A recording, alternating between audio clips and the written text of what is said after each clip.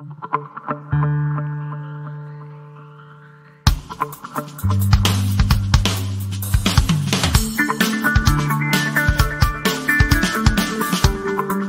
UNED.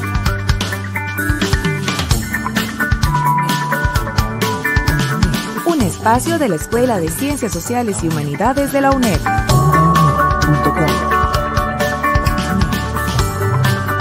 Hasta donde estés. Onda UNED. Acortando distancias.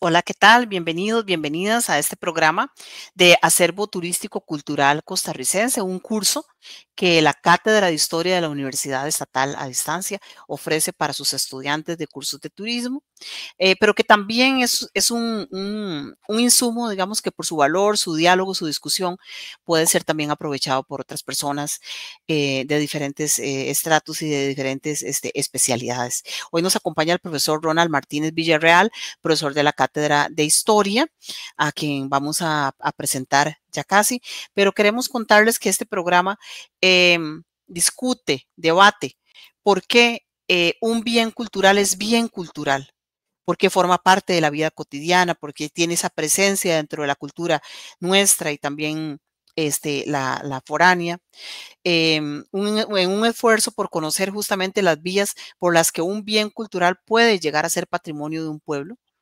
de un territorio. Y por eso entonces en este programa analizaremos ese carácter patrimonial que revisten los bienes patrimoniales y aquellos criterios y valores que sirven como herramienta para los profesionales en gestión turística, que puedan, digamos, identificar y potenciar los bienes culturales como recursos en su contexto inmediato. Bienvenido, Ronald. Muchísimas gracias por estar aquí en este programa. Hola Sol, un verdadero gusto estar por acá. Un saludo a toda nuestra audiencia y en especial a los estudiantes de la carrera de Gestión Turística Sostenible. Muchas gracias, Ronald. Y bueno, vamos a compartir para iniciar esta conversación del día de hoy una presentación muy atractiva, muy interesante que el profesor nos comparte. Ronald, contanos un poco cómo definimos patrimonio cultural y bienes culturales. ¿Qué elementos caracterizan, digamos, a esta gran categoría, a veces tan incomprendida? Sí, bueno, y como estábamos comentando, ¿verdad? Este proceso de identificación, pues a nivel de la gestión turística, es una herramienta, ¿verdad? Y la idea es que los profesionales en turismo, en ese proceso de que los bienes culturales se conviertan en recursos de aprovechamiento turístico dentro de los parámetros de respeto, sostenibilidad, que también estamos estudiando, pues vale la pena enfocarnos en los diversos elementos que están alrededor de esa identificación y cómo los profesionales en turismo, con la formación respectiva que estamos impulsando desde estos cursos, puedan asumir esa tarea, ¿verdad? Y tal vez alejarnos un poco de el criterio preconcebido, ¿verdad? Que este es un proceso que le corresponde a otro tipo de especialistas y que vamos a depender de ellos, o que también depende de ciertas declaratorias o de ciertos criterios de organizaciones o del mismo Estado, ¿verdad? Porque, como vamos a ver, en la amplitud y diversidad de- del patrimonio cultural de un pueblo, en este caso de Costa Rica, eh, es muy amplio, ¿verdad? Que podemos encontrar manifestaciones culturales y bienes culturales materiales, ¿verdad? En cada rincón, en cada espacio, en este caso, de nuestro país. Un acierto, creo yo, que parte de la unidad didáctica y que parte el estudio que hacemos en una asignatura, es nunca desprendernos del concepto de dinamismo, ¿verdad? Que todo bien cultural, toda manifestación cultural va a ser dinámica. ¿Por qué? Porque esto, por un lado, nos saca de esa idea de que cuando hablamos de patrimonio cultural es algo que pertenece al pasado, que hay que mantenerlo intacto y conservado, que casi que pertenece a elementos que se van a enmohecer, a guardar, ¿verdad? En un recuerdo, en una vitrina, en algo idílico. y olvidamos la función social, ¿verdad? Y la participación de las personas y la utilidad que le dan las personas día a día a muchos de estos bienes que es en realidad lo que permite que sigan recreándose constantemente en los diferentes entornos y que signifiquen tanto para las personas que lo mantienen en funcionamiento. Entonces, eso nunca lo vamos a perder de vista y esto es algo que vamos a sostener en el cuidado que hay en estos procesos de identificación, ¿verdad? Que si bien es cierto, los estamos haciendo en los territorios, se hacen con una intención de gestión turística, pero nunca perder de vista esta función social y este dinamismo que caracteriza a toda actividad y todo producto social, ¿verdad? Y aquí no podemos separar el patrimonio cultural y sus bienes culturales como parte de ello. Entonces, a partir de ahí, quisiera plantear primeramente el ejercicio de que, por decirlo de alguna forma, bueno, aquí tenemos un ejemplo de muchos, ¿verdad? De ese dinamismo, ¿verdad? Eh, por ejemplo, el boyeo y la carreta, ¿verdad? Que ahora vamos a retomar también tal vez como ejemplo en los diversos criterios que podemos utilizar para identificar bienes culturales. Es una práctica, es un oficio, ¿verdad? Una práctica laboral que día a día se mantiene vigente en diferentes contextos, ¿verdad?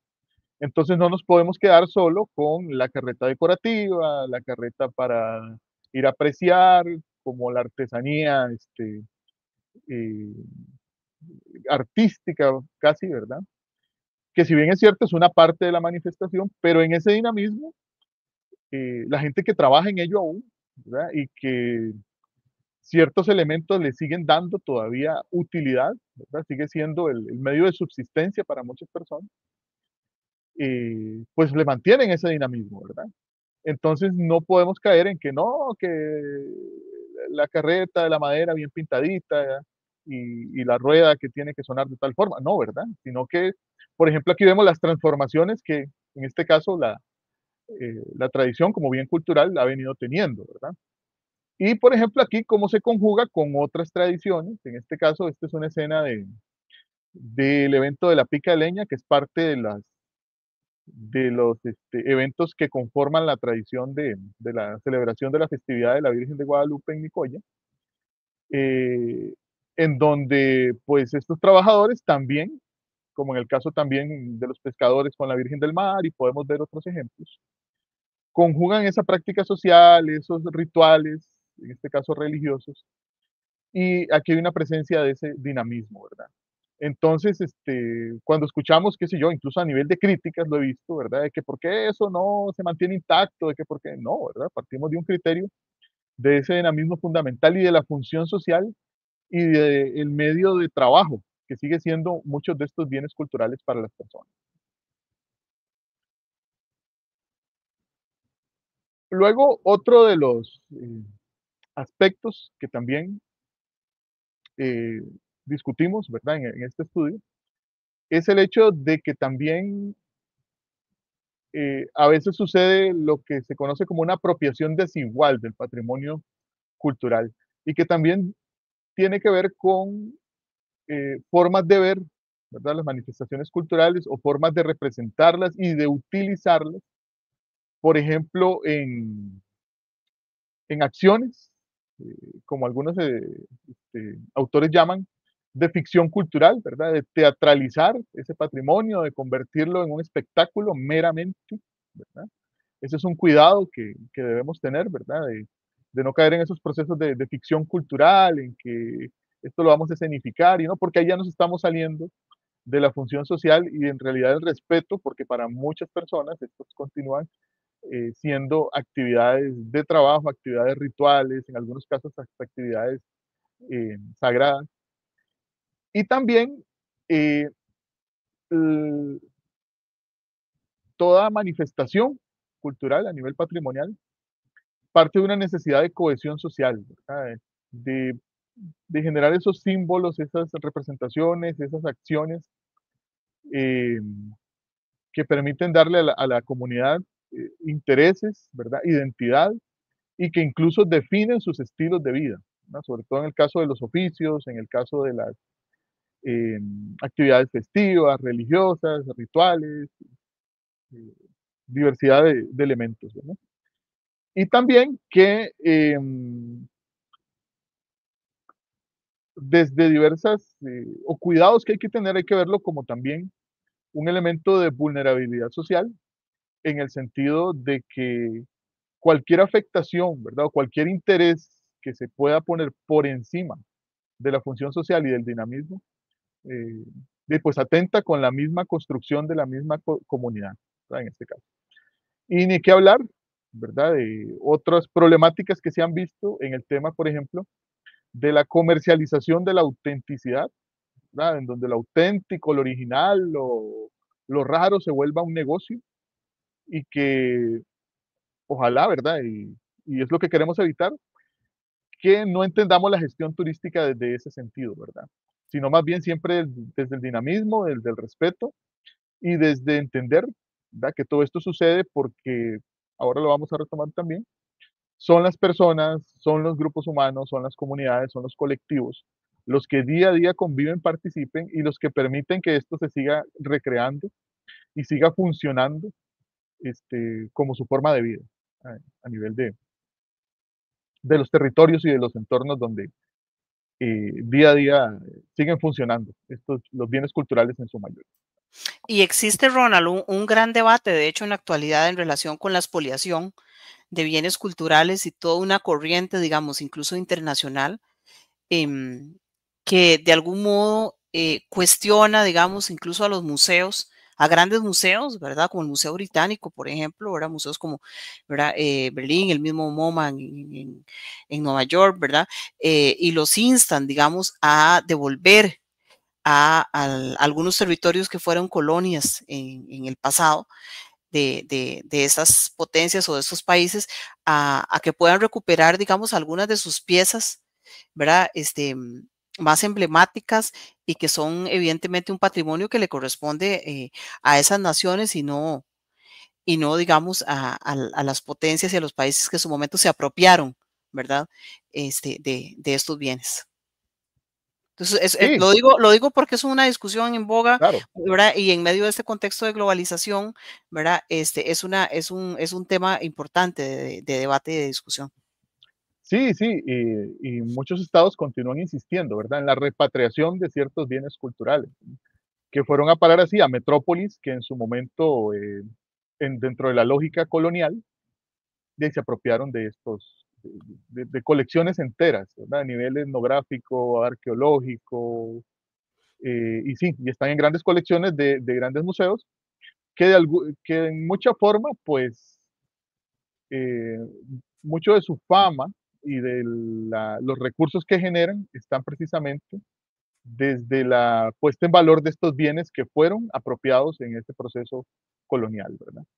Se ha Exacto, dado en algunos casos, ¿verdad? Incluso en el caso de Costa Rica, ¿verdad? Tenemos importantes bienes culturales que están en museos por ejemplo, hay un caso muy famoso de unas esculturas de la región del Diquís que están en el museo en Suecia. Por otro lado, museos en Estados Unidos que han cambiado su misión, su orientación, han accedido a la devolución de varias colecciones, ¿verdad? Como eh, el Museo de Brooklyn en Nueva York. Pero es un proceso que continúa, ¿verdad? Y hay una demanda constante y hay bienes culturales claves que no han logrado ser repatriados por ese elemento, ¿verdad? ¿Por qué? claro, Porque los territorios los reclaman, porque es parte de su identidad y de su función claro. social, ¿verdad? Y quién no quiere tener como país su historia en su lugar de origen, ¿verdad? Para el disfrute, para el manejo de los, en un proceso clásico de autodeterminación, ¿verdad? Y aquí hablamos también de esos procesos coloniales, cómo también han participado de este fenómeno de la apropiación desigual del patrimonio cultural. Exacto, claro. También como parte, digamos, de esas políticas ya de coloniales, ¿verdad? De poder, digamos, acceder y brindarle a la ciudadanía el disfrute, un disfrute real y un acceso real a su cultura, a sus bienes culturales. Claro, claro. Bueno, y como la idea es que hablemos un poco de exactamente todos estos elementos que hay que tomar en cuenta, que hay que sopesar, eh, al identificar los bienes culturales, a mí me gusta decir que los bienes culturales tienen nombre y apellido, ¿verdad? Que algo muy importante es saberlos nombrar. Eh, a veces por costumbre o por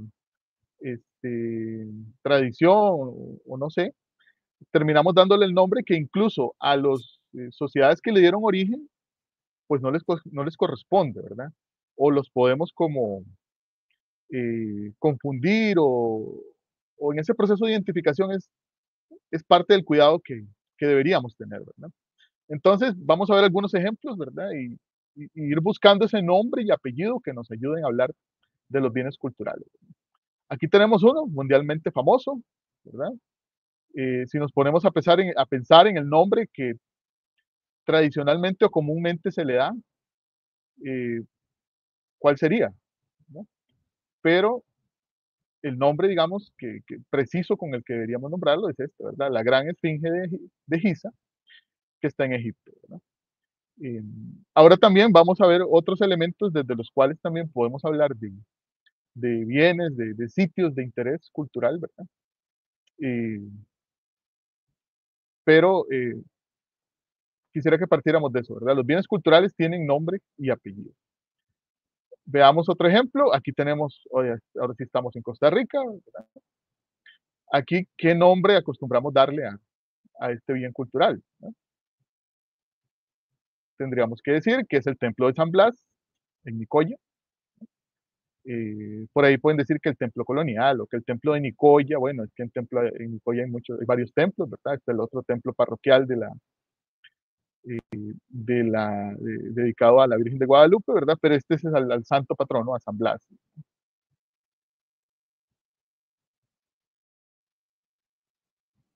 Acá tenemos otro también muy famoso, ¿verdad? A nivel de todo el país, y que también qué nombre estamos acostumbrados a decirle, ¿verdad?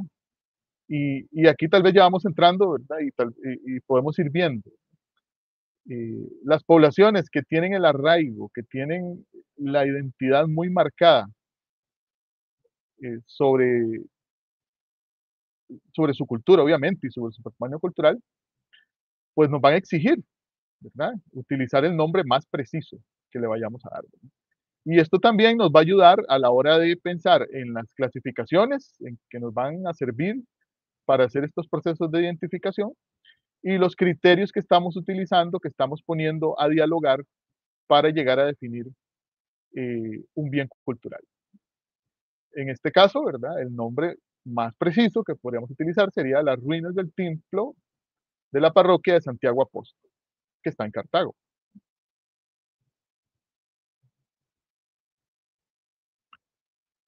Acá tenemos otros, ¿verdad? Esta fue una presentación que hicieron en el Archivo Nacional de varios documentos fundamentales en el proceso de la independencia.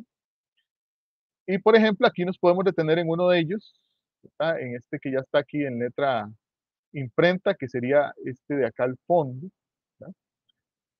Em, y que, por ejemplo, en la descripción, ¿verdad? En la ficha descriptiva que hay en el Archivo Nacional, ¿verdad? Tenemos que esta es la copia impresa del acta de independencia, ¿no? Así es como está clasificado. O en la descripción completa, el manifiesto impreso del capitán general don Gavino Gainza, comentando los acontecimientos redactado por don José del Valle el 15 de septiembre de 1821. Eh, y aquí también esto nos ayuda a precisar varios imaginarios que, que tenemos, ¿verdad? Que el acta de independencia, qué sé yo, que llegó arrollada en un saco de cuero, no, ¿verdad? De Guatemala llegó, en parte de la documentación, ya una copia impresa, ¿verdad? Hecha en imprenta, en 1821. eh, y que también pertenece a un conjunto de documentos, ¿verdad? Junto con el acta que se firma, que viene también de Nicaragua, la que se firma en Cartago, ¿verdad? Y que constituyen esos documentos básicos en la comprensión y el estudio de la independencia, ¿verdad? Y que son documentos únicos, que son documentos esenciales, que son documentos simbólicos, podemos decir. Y ahí ya vamos llegando también a varios de los elementos que nos ayudan a estar claros identificación de los bienes culturales, ¿verdad? Aquí estamos partiendo de bienes pues muy reconocidos, ¿verdad? Muy precisados y mencionados constantemente, pero la idea es ver los elementos que hay ahí detrás para que entonces perfectamente en, en el entorno inmediato de ese profesional en turismo eh, pueda con toda confianza decir, no, mira, aquí también hay otra serie de bienes en esta comunidad, en este territorio, que no han sido puestos en valor, no han sido reconocidos, no han sido identificados aún, y que ese es el primer paso para esos procesos de gestión turística y de este, transformación en recursos o en ese uso como recursos de aprovechamiento turístico. Ronald, aquí estaba pensando, porque es muy interesante, digamos, a partir de lo que venís contándonos, estaba pensando, digamos, bueno, ¿quién define, verdad? ¿Quién define y cómo se define cuáles son los bienes culturales, verdad? ¿Cómo se crean los inventarios? Pero también pensando en un profesional del turismo, digamos, bien preparados para ejercer su labor, no solamente de ir a mostrar, sino de identificar ellos también, de reconocer, de trabajar con las comunidades.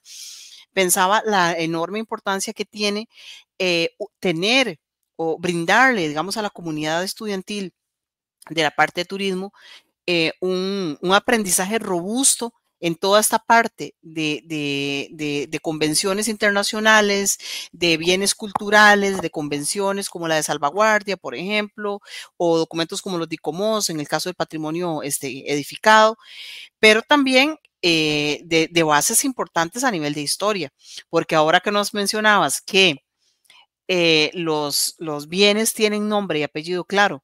Y vos como historiador nos contabas los nombres, ¿verdad? Que históricamente han tenido esas edificaciones y los que después se le fueron atribuyendo, ¿verdad? O popularmente se le atribuyeron. Pero para poder determinar esto, evidentemente necesitamos un conocimiento también histórico. Por eso estamos aquí, por eso es tan importante, digamos, esa intersección entre normativa, teoría turística e historia. Sí, sí, en muchos casos, ¿verdad? También lo ideal sería pues este trabajo transdisciplinar o interdisciplinario, ¿verdad? Donde, si bien es cierto, el profesional en turismo es el que va a detectar, el que va a estar en ese primer proceso de identificación, pues se vuelve valioso también. De ahí llevarlo a una discusión, ¿verdad? Con otros profesionales en el caso de ser necesario, ¿verdad? En otros casos también creo yo, el primer interesado en entrar en esa discusión debería ser la misma comunidad, ¿verdad? Porque ellos Ujú. pues terminan siendo los primeros expertos, los primeros conocedores de esos bienes culturales con los que han convivido toda su vida, ¿verdad? Tanto a nivel material como inmaterial. Y bien, bueno, aquí otro caso, ¿verdad? Por ejemplo, a nivel de la cocina tradicional, ¿verdad? Otro elemento también que eh, tiene sus elementos de cuidado, ¿verdad? Esto es parte de un trabajo que se hizo en el Cantón de la Cruz, ¿verdad? En un proceso de poner en evidencia la riqueza de la gastronomía, ¿verdad? En este caso guanacasteca, pero enfocándose en las particularidades del Cantón de la Cruz. Y creo que esto nos ayuda mucho precisamente para ver, ¿verdad? Cómo es dentro de la misma comunidad y cómo personas que son miembros de esa misma comunidad, ¿verdad? Eh, Aquí esta investigadora, ¿verdad? María José Guido, eh, apasionada por el tema culinario, parte de la comunidad de la Cruz, pues emprendió este proceso de investigación y llegó a este recetario que es todo un inventario, ¿verdad? El patrimonio culinario de la Cruz y de Guanacaste en sí. Entonces podemos hablar, ¿verdad? Como un conjunto, en este caso, de la cocina tradicional guanacasteca, ¿no? En donde, como ella lo define, el uso del maíz, ¿verdad? Y de tradiciones y de elementos de preparación, ¿verdad? Le dan esa particularidad que sobresale, por decir, o se distingue dentro de ese conjunto del patrimonio de la cocina tradicional en todo Costa Rica. Pero de igual forma podríamos particularizar, ¿verdad? Por en este caso la cajeta de pinol que tenemos aquí a la derecha, ¿verdad? Como un bien cultural también, parte de esa gran conformación, este, de cuando hablamos de la cocina tradicional guanacasteca o precisando aún más de la cocina tradicional guanacasteca de la Cruz. Entonces, esto me parece un ejemplo muy acorde a lo que venimos planteando, ¿verdad? Y a un esfuerzo comunitario por llegar a esos procesos de identificación, ¿verdad? Y sin sentarse a esperar, ¿verdad? De que no, eso lo tiene que hacer o tal universidad o tal especialista o que venga el Ministerio X, ¿verdad? A decirnos aquí cómo son nuestros bienes culturales o cómo es nuestra cultura. Eh, y también aquí nos puntualiza estos elementos de la cocina tradicional, como otro de los casos que estamos viendo. Bien, ahora hay otros dos nomenclaturas, digámoslo así, ¿verdad? Y que ahora que hablábamos del tema de las convenciones internacionales y del tema de los instrumentos, la normativa, y sobre todo el Centro de Patrimonio Mundial, ¿verdad? Que es una organización de la UNESCO que también ha aportado varios de esos instrumentos y varias de esas nomenclaturas y declaratorias que también han ayudado a construir eh, otros conceptos que nos ayudan en esos procesos de identificación. Y aquí tenemos estos dos ejemplos, ¿verdad? Para hablar de este concepto que serían los sitios de patrimonio, que es donde se conjugan varios bienes culturales, varias manifestaciones, y que al convivir en un contexto geográfico, ¿verdad? De alguna forma con cierta conformación, eh, pues podemos hablar de sitios de patrimonio, ¿verdad? Y ya a nivel de las declaratorias, pues hay sitios de patrimonio mundial, ¿verdad? Que están en un listado, que son los casos que vamos a ver aquí. Pero también es una herramienta que nos puede servir de utilidad, ¿verdad? Como y es otro tema también que creo que tratamos en la otra asignatura, ¿verdad? En la historia de Costa Rica para el turismo, cuando hablamos de sitios de memoria, de sitios de patrimoniales. De itinerarios Aquí, culturales o exactamente, etnoculturales, ¿verdad? etnoculturales, exactamente, ¿verdad? Aquí podríamos también, en esos procesos de identificación, ver que no es posible, pues, separar esos conjuntos patrimoniales de un contexto geográfico, ¿no? Por ejemplo, aquí tenemos una vista de parte de ¿verdad? Ahí está reconocible la Torre Eiffel, ¿verdad? En la ciudad de París. Y, por ejemplo, aquí hablamos de que el sitio patrimonio se le conoce como las orillas del río Sena, ¿verdad? Que está en París. Y que eso está ya en la lista de patrimonio mundial desde el año 1991. Y a la derecha tenemos el caso de Costa Rica, ¿verdad? Los asentamientos casicales precolombinos con esferas de piedra del Diquí. Ese es el nombre oficial, ¿verdad? Del único sitio de patrimonio mundial a nivel cultural que tenemos en Costa Rica, ¿verdad? Tenemos otros a nivel natural, ¿verdad? Como el Parque Internacional de la Amistad, el área de conservación Guanacaste, pero estos 4 sitios que se encuentran en los cantones de Osa y Buenos Aires, son los que tienen esa declaración, son los que tienen esa delimitación, igual con sus rangos de amortiguamiento. Y por ejemplo, aquí es algo que a veces no precisamos muy bien y que hablamos de que las esferas de piedra pues tienen declaratoria, ¿verdad? De patrimonio mundial, ¿verdad? Y no sería lo más preciso, ¿verdad? Porque hay más de 300 esferas en todo el país, ¿verdad? Hay una en Liberia, hay una incluso en Estados Unidos, entonces, ¿verdad? ¿Cómo delimitar que todas las esferas son patrimonio de la humanidad? No, ¿verdad? Son estos 4 sitios arqueológicos, ¿verdad? Y cuya nomenclatura correcta pues es esto, ¿verdad? Los asentamientos casicales precolombinos con esferas de piedra y los cuales fueron hechos por poblaciones humanas, ¿verdad? Donde precisamente el dinamismo, la función social, era algo inseparable de su estilo de vida, de su modo de vida cotidiano, y la investigación arqueológica, pues eso, ¿verdad? Que son conjuntos culturales, son conjuntos donde estas personas crearon un paisaje cultural, que es el otro ejemplo que vamos ahora también a comentar, y por ende, todo el proceso de solicitud de la declaratoria, de candidatura de la declaratoria, se da para que fueran estos 4 sitios, ¿verdad? Donde entre los varios elementos culturales que conviven, ¿verdad? Está el elemento arquitectónico, en donde las esferas de piedra, como parte de esos paisajes, como parte de ese uso del espacio, uso social del espacio, le dieron ese nivel de excepcionalidad, de función única, ¿verdad? Eh, y, de, y las destacan, ¿verdad? Dentro del conjunto del patrimonio a nivel mundial. Es otro elemento, ¿verdad? Que nos podría ayudar también en esos procesos de identificación. También entendiendo de la riqueza arqueológica que tiene el país en todas sus regiones y también de pasar por esos procesos de aprendizaje sobre la identificación, sobre la investigación, sobre el manejo y la conservación del patrimonio arqueológico, ¿verdad? Y ahí sí es necesario, pues, asesorarse con los profesionales y con las instancias que están a cargo de ello, ¿verdad?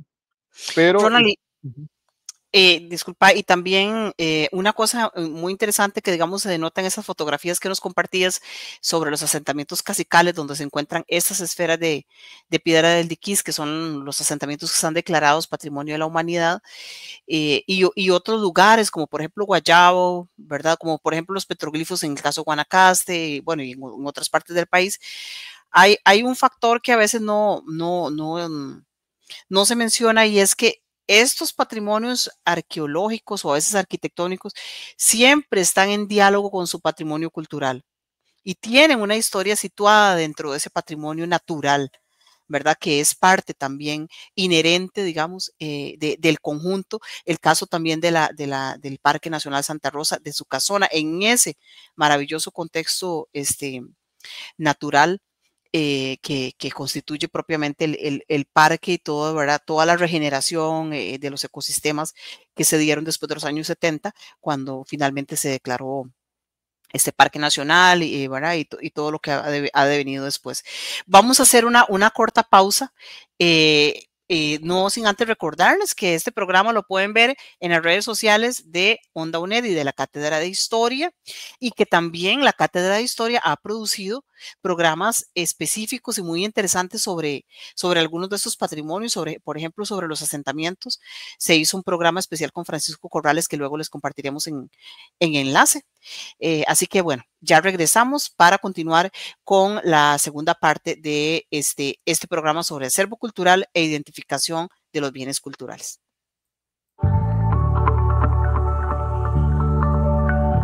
Onda UNED. Acortando distancias.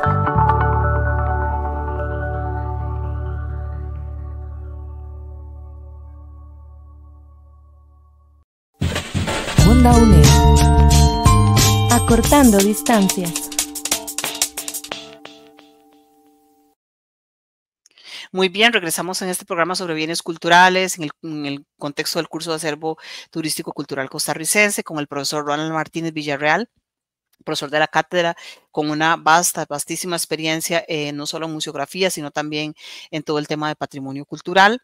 Ronald, y tal vez como para darle ¿verdad? un carácter de profundización a esto, contanos entonces cuáles son esos criterios, esos valores, ¿verdad? Específicos que permiten a un profesional o a un especialista o a una persona estudiosa de este tema definir, identificar qué son bienes culturales, ¿verdad? Y luego, pues tal vez podemos entrar también a definir algunos usos y casos específicos y demás, como para concretar y que a nuestra audiencia le quede sumamente claro este tema. claro. Bien, entonces estábamos hablando antes de la pausa, ¿verdad? De algunos conceptos que nos pueden ayudar en ese proceso de identificación, como los sitios de patrimonio, y los paisajes culturales. Y para hablar ahora sí de los criterios y valores de lo patrimonial, ¿verdad? Ya teníamos claro, ¿verdad?, que no debemos perder, por un lado, el tema del dinamismo y que conlleva la función social y todo, ¿verdad? Y que también a partir de ello no caer en la apropiación desigual del patrimonio cultural. Y traía algunas de estas imágenes porque no se nos puede olvidar que lo que tenemos siempre a la par, detrás y delante del patrimonio cultural son a las personas. Siempre que hablamos de patrimonio cultural estamos hablando de grupos sociales, de comunidades, ancestrales, urbanas, afrodescendientes, ¿verdad? Como las queramos ubicar en la diversidad de la cultura costarricense, son personas. Son personas las que conviven, las que recrean, las que hacen uso, las que nos permiten conocer, disfrutar, identificar, en este caso, el patrimonio cultural. Entonces, y como en todo caso, siempre que hablamos y trabajamos de personas, vamos a tener los cuidados, ¿verdad? A nivel ético, a nivel del respeto correspondiente. Y en muchos casos, sobre todo con el patrimonio cultural inmaterial, el uso y la representación y la identidad que genera para diversas personas, para estas personas, ¿verdad? Que son las que conviven día a día y que lo permiten mantenerse y estar en ese dinamismo constante, los diferentes bienes culturales. Entonces, no es que estamos hablando de que vamos a catalogar, ¿verdad? Objetos inertes o actividades inertes o cuestiones que es necesario meter en una vitrina, sea, ¿verdad? Metafóricamente o literalmente, en el caso de algunos bienes materiales, sino que lo que estamos trabajando y lo que estamos conviviendo es con las personas que lo hacen posible, ¿verdad? Con esos cuidados, entonces tenemos acá, ¿verdad? Lo que diversos especialistas han definido como los criterios y valores de los bienes patrimoniales, como una herramienta que obviamente se sopesa con todos estos detalles que hemos estado comentando y que permiten ayudarnos en ese proceso de identificación. eh, no van a aparecer solos, ¿verdad? No es que los bienes culturales tienen X criterio, ¿verdad? Para definirse o un único criterio, ¿verdad? Pueden tener varios. En varios casos hay un criterio que toma fuerza por encima de otro, por así decirlo, ¿no? Y también con los cuidados correspondientes, ¿verdad? Sobre todo en los casos cuando hablemos de excepcionalidad, de rareza, ¿verdad? No es colocarnos en aquello de la postal o en aquello de lo sorprendente, de lo único, ¿verdad? Sino que recordemos que son personas las que están detrás de esto y que hay una funcionalidad, ¿verdad?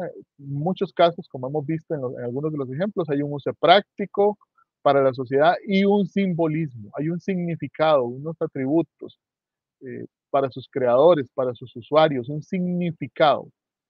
Y por eso entonces estos criterios se ponen en diálogo, se ponen en discusión, ¿verdad? Pero son el punto de partida como herramienta en esos procesos de identificación. Pero en este caso, para un profesional en turismo, van a ser muy útiles, ¿verdad? Sabiéndolos utilizar. En el caso que corresponda, eh, llevarlos a ese proceso interdisciplinario, ¿verdad? Incluso con otros profesionales. Y sobre todo discutirlos con la misma comunidad, ¿verdad? En el caso de bienes culturales que están presentes en un territorio. Bien, veamos algunos ejemplos donde podríamos generar alguna conversación sobre el uso de estos criterios.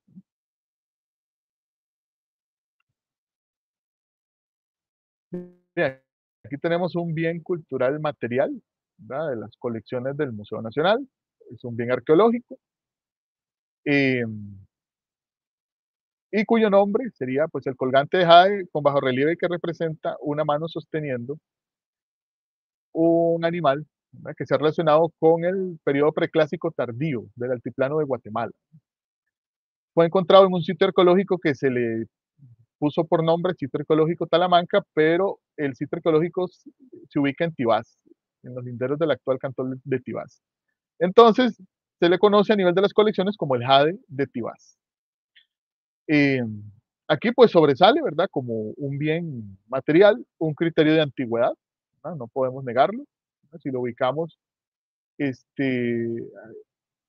2300 o 2300 años de antigüedad, ¿verdad? Ese es un criterio que salta a la vista. Eh, y bueno, es el único que hay, ¿verdad? Aquí sí cabría, ¿verdad? Un criterio de rareza, ¿verdad? Porque estamos hablando de un objeto que ya, por el tiempo que ha pasado, pues más bien estamos investigando sobre cuál fue su uso, cuál fue su funcionalidad, ¿verdad? Diversas investigaciones que ya hablan del simbolismo que conlleva, ¿verdad? Había un arqueólogo que me comentaba que tiene incluso en su diseño algunos elementos olmecas que podrían también dar eh, pistas sobre su origen. Bien, aquí tenemos esa parte del uso de alguno de esos criterios. Luego, siempre hablando de material, ¿verdad? Este también es un bien cultural muy famoso, un sitio de patrimonio, por así decirlo, ¿verdad? Porque conjuga varios elementos, calzadas, montículos, se continúan haciendo, siguen apareciendo otros elementos arqueológicos, rasgos culturales, y el Monumento Nacional Guayabo, ¿verdad? Aquí aparece declarado, que se encuentra en el cantón de Turrialba, precisamente en la comunidad de Guayabo, ¿no? Aquí, por ejemplo, varias declaratorias que ha tenido este bien cultural le han dado una característica de su excepcionalidad, ¿verdad? Además de la antigüedad que tiene y otros criterios que hay ahí, pero el hecho de que actualmente goce con una declaratoria de obra excepcional de la ingeniería, ¿verdad? A nivel mundial, pues eso le ha dado también la posibilidad de volverse a retomar mucha investigación, volverse a plantear incluso mejoras para su interpretación, para su visitación, para su disfrute, ¿verdad? Y para el uso educativo de toda la sociedad costarricense y también de los visitantes eh, de otros lugares. Acá tenemos otro, ¿verdad? Que este es el Templo de San Rafael Arcángel, en San Rafael de Heredia, ¿no? Aquí podrían haber otros criterios también en parte de la antigüedad que tiene, ¿verdad? Del simbolismo, en cierta forma, ¿verdad? Porque para la comunidad, ¿verdad? Es uno de los bienes que representa esa identidad y esa parte de la cultura asociada a los rituales religiosos. Y, y también pues puede ser testimonio de todo el proceso histórico de esta parte del país, ¿verdad? Asociado a la actividad agrícola, a la producción del café, a la conformación de varias comunidades en ese tránsito del siglo XIX al siglo XX. Su autenticidad y estilo arquitectónico también, ¿verdad? Que lo definen, Ronald.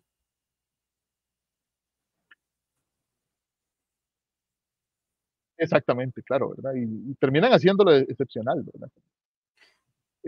Aquí también para hablar del patrimonio del arte, de las artes plásticas, que suele ser de alguna forma cultural, que se terminan puestos a un lado, tal vez, ¿verdad?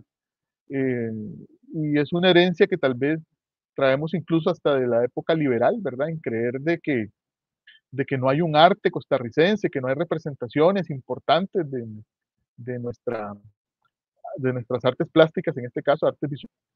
Y más bien lo que ya al día de hoy podemos tener es una historia completa, ¿verdad? De un patrimonio de este tipo, de bienes culturales de este tipo, ¿no? Este es el Portón Rojo, ¿verdad? De Teodorico Quirós, que también fue arquitecto, ¿verdad? Que podemos también irlo a ver al templo parroquial de San Isidro de Coronado, ¿verdad? Que perfectamente pudo haber estado en esta lista de ejemplos acá, y que nos habla de un periodo de las artes plásticas de Costa Rica, ¿no?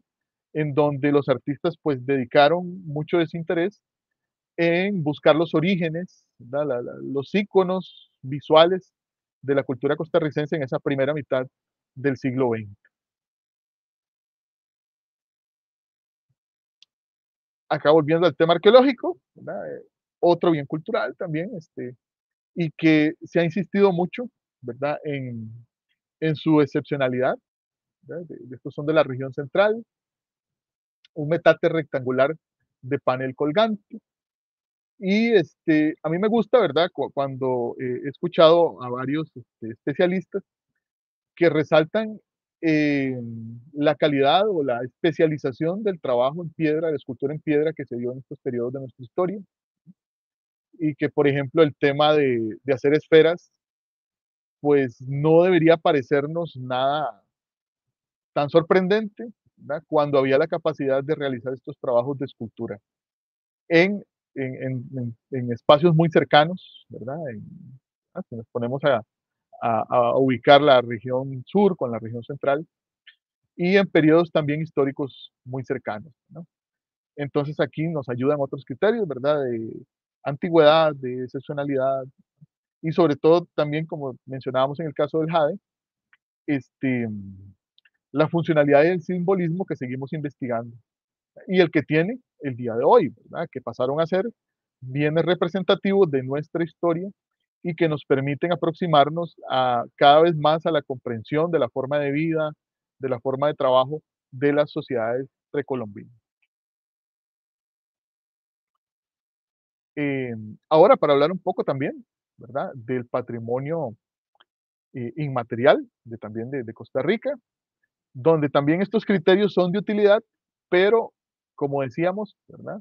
Son de cuidado también, ¿verdad? No son criterios que en todos los casos de análisis, que en todos los procesos de identificación, diríamos que se van a usar de igual forma, sino que en este caso veamos que lo que estamos diciendo, ¿verdad?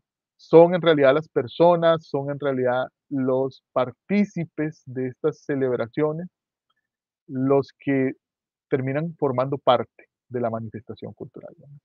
Aquí estamos hablando y tenemos que irnos acostumbrando, ¿verdad? A decir las cosas por su nombre, no importa que no le lleguemos a la pronunciación como es, ¿verdad? Pero aquí estamos hablando de Cabruro, ¿no?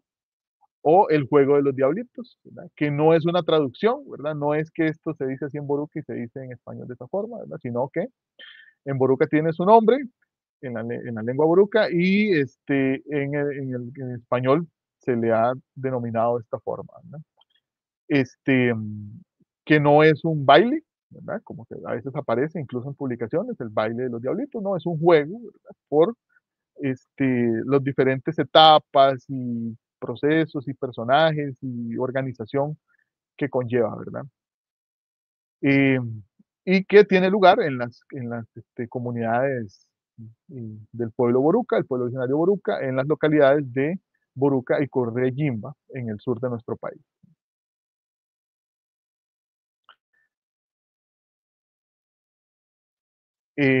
Aquí tenemos otro caso, ¿verdad? Que incluso tiene una declaratoria internacional de un bien cultural de interés mundial.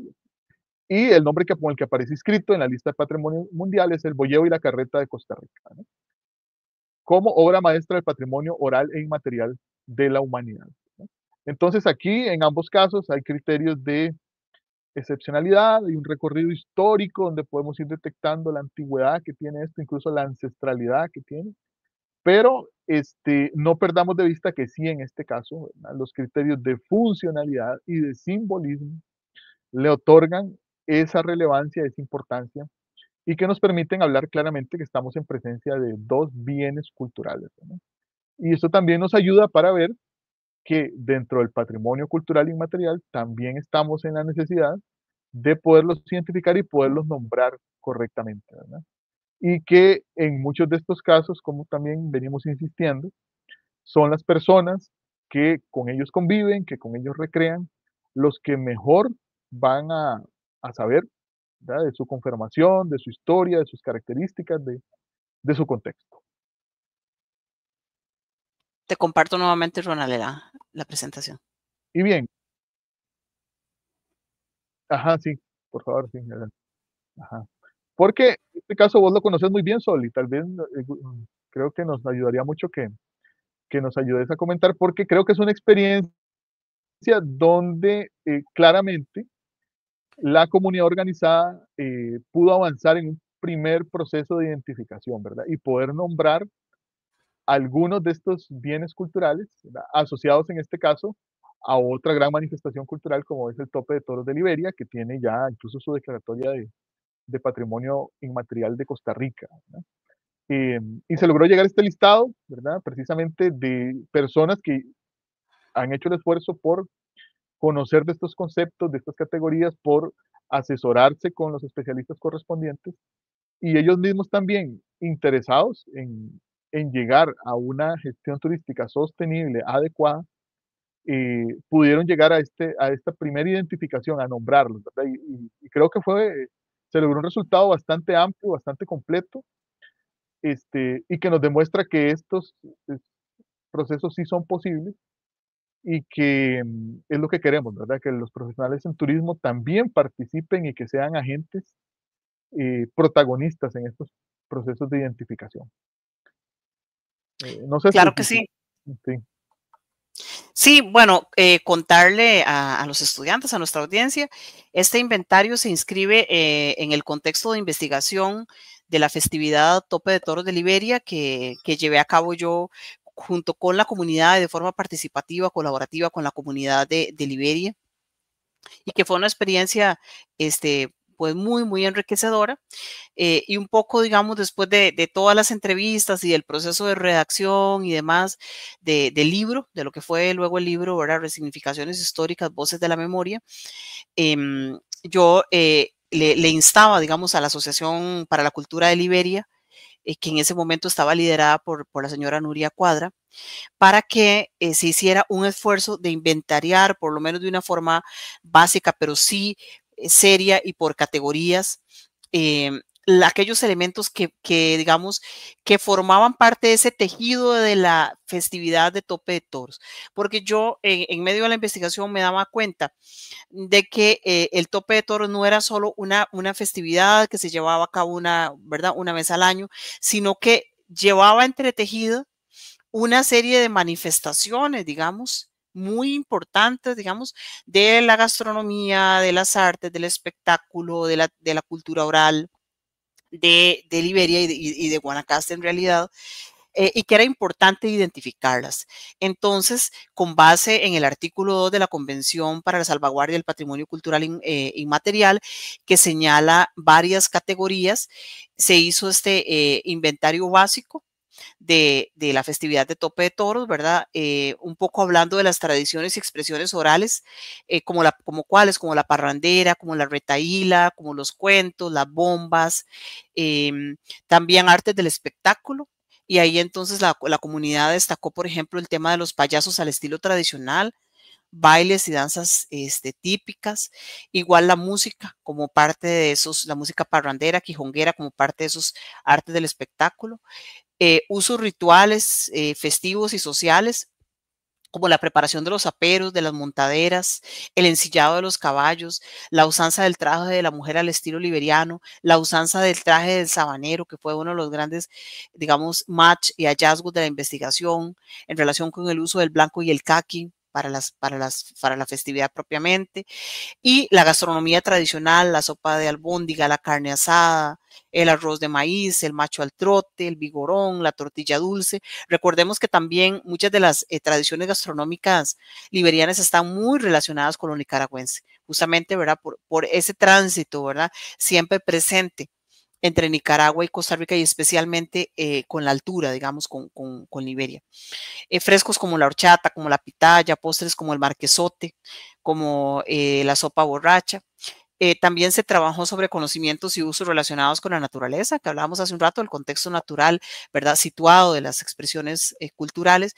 Y entonces ahí se identificaron la extracción del vino de Coyol, muy importante, que es algo muy tradicional, no solo de Liberia, también de Guanacaste, pero bueno, que es se identifica como parte del inventario de Tope de Toros, el bolleo y la saca de madera con carreta, el uso medicinal de la pitaya, ¿verdad? El uso de la semilla de guásima, hoja de chihuahua, compresas de sal para detener las hemorragias, cosas que incluso vemos que se fusionan con tradiciones indígenas, con sabidurías también, ¿verdad? Y conocimientos de medicina tradicional indígena. Y finalmente toda la parte de técnicas artesanales tradicionales, como el hilado y la artesanía de la crin, como la elaboración de trajes y de rebozos, de albardas, de pellones, de pecheras, la elaboración de los sombreros, del quijongo, de la soga de cuero, de la tajona, del cacho de res para beber licor. Entonces, Ronald, realmente se llegó sin entrar, digamos, en una descripción detallada de cada uno de esos aspectos, sí se logró hacer una muy buena identificación de esos elementos que forman parte del inventario de la festividad, y algo muy importante, se hizo por categorías con base en la Convención la salvaguardia del patrimonio cultural. Entonces yo creo que uno de los grandes aportes al final del libro es justamente darle la voz, ¿verdad? Darle esa voz, ese protagonismo a la comunidad de Liberia y en este caso también a la asociación como vocera para que pudiera expresar lo que a través del tiempo ha constituido, digamos, constituyó la vida privada de las haciendas y luego se legitimó a través de la fiesta en la vida pública de la ciudad de Liberia.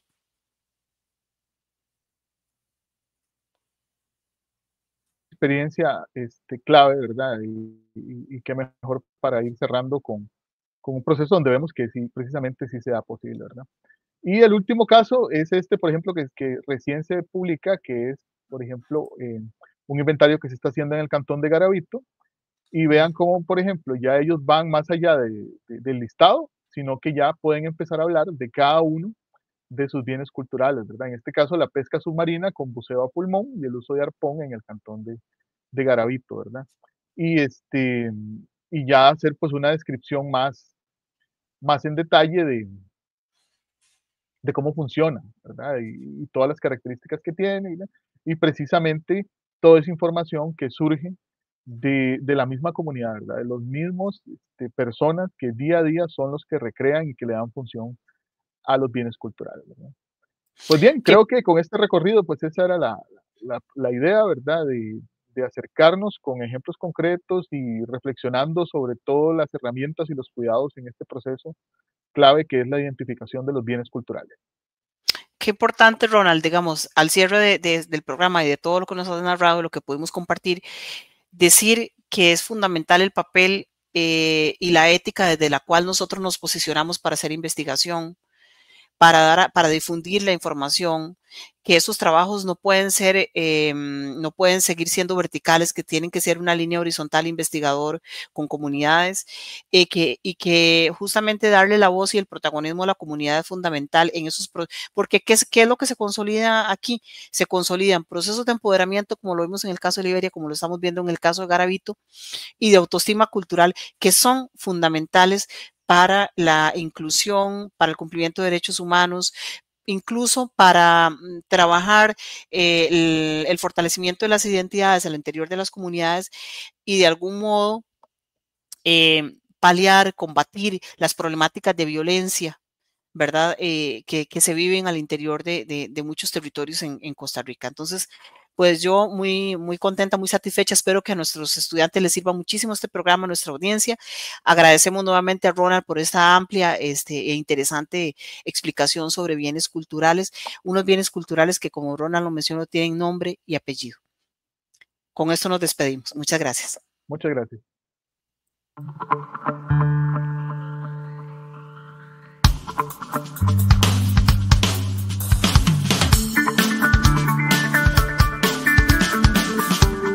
Onda UNED.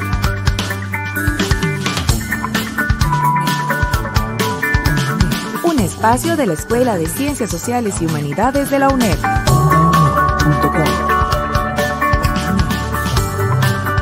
Hasta donde estés.